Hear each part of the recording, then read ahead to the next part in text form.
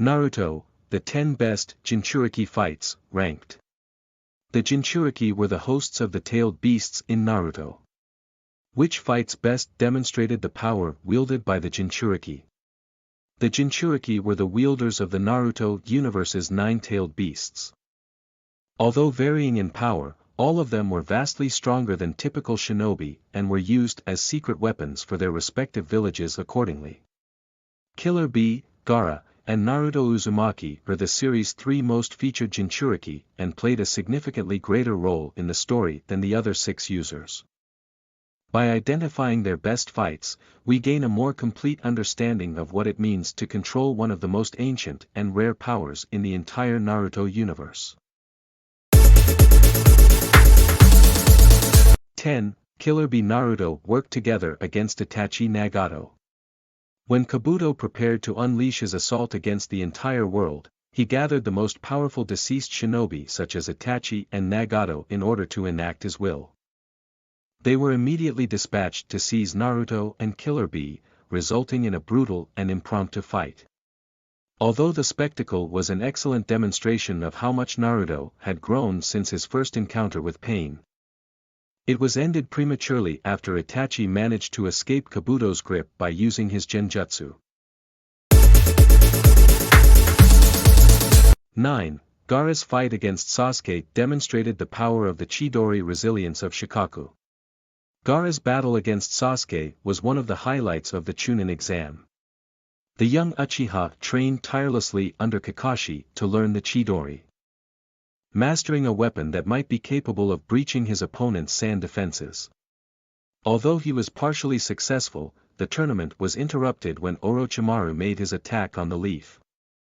Once Sasuke managed to catch up with Gaara a while after their first match, he was decisively beaten and humiliated.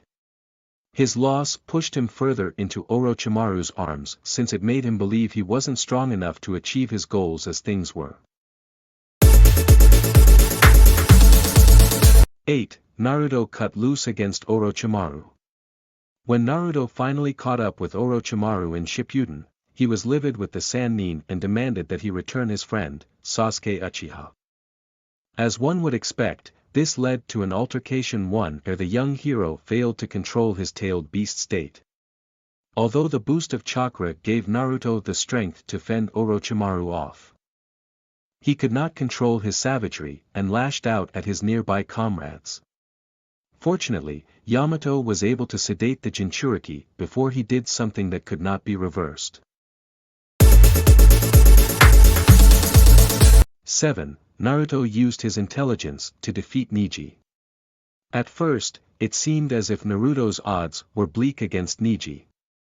While Kurama's chakra gave him a secondary source of energy after his pressure points were struck, it could still be disabled by another flurry of attacks. Ultimately, Naruto was able to hide beneath the ground, erupting from it just as Neji let his guard down in order to defeat him with a punishing uppercut. It was a fantastic display of creativity and one of the most straightforward instances in the series where intelligence overcame power.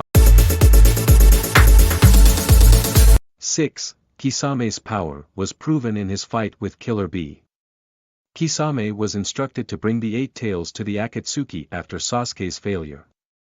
He confronted Killer Bee in the forest and immediately began his offensive, using Samehada's chakra-consuming properties to limit how much his foe could fight back.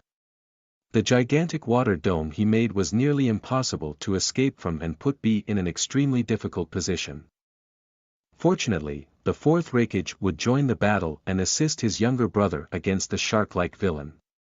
However, Kisame managed to escape just as his decoy's head was crushed in a double lariat.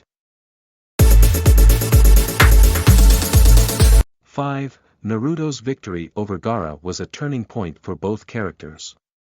After Sasuke's defeat, Naruto Uzumaki was the only one remaining powerful enough to stop Shikaku's rampage.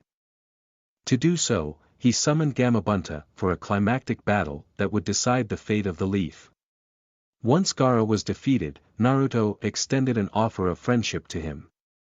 This would create a bond that would benefit both characters going forward, especially after Gaara was appointed to become the Kazekage of the Sand Village.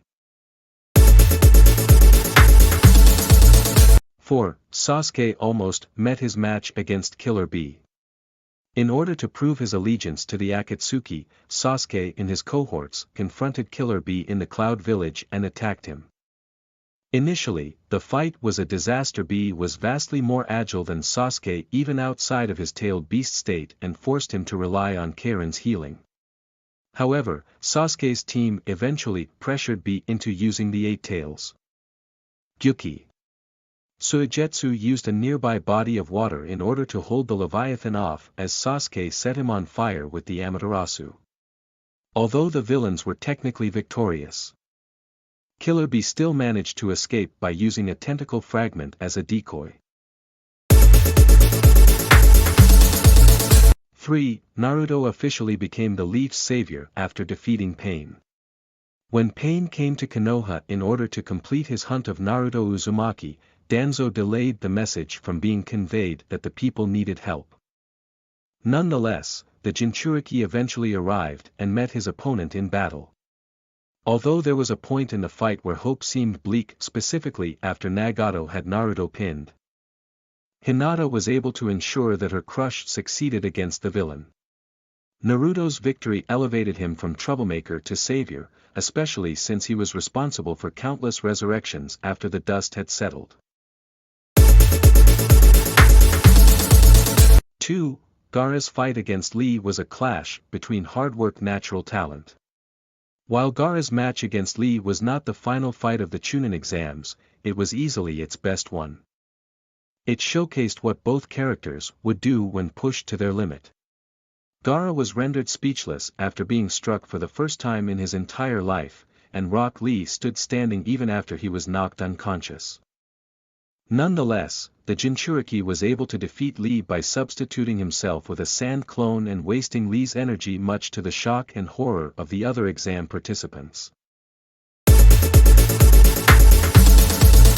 1. Naruto faced off against Sasuke, the other 8-tailed beasts. Although the final fight of the 4th war arc was between Naruto and Sasuke, it also pitted Kurama against the other 8-tailed beasts. Sasuke had managed to enslave them, forcing them to increase his power so that he would be able to conquer the entire world. However, Naruto's mastery over Sage Mode Jutsu gave him the boost he needed in order to fight his comrade to a standstill. After their arms were destroyed and their bodies were broken, Sasuke finally gave up on his ambitions for global domination.